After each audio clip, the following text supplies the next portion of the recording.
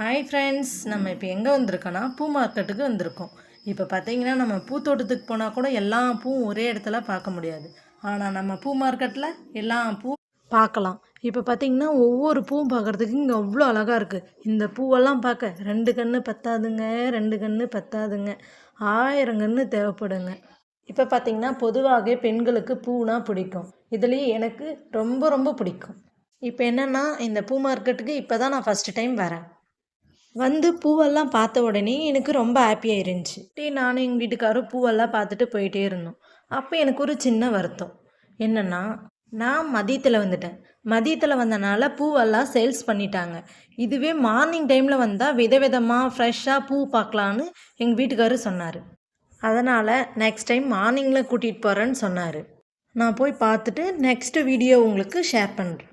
Next video பார்க்கணுன்னா ராக்கி குட்டி சேனலை சப்ஸ்கிரைப் பண்ணுங்கள், லைக் பண்ணுங்கள், ஷேர் பண்ணுங்கள்.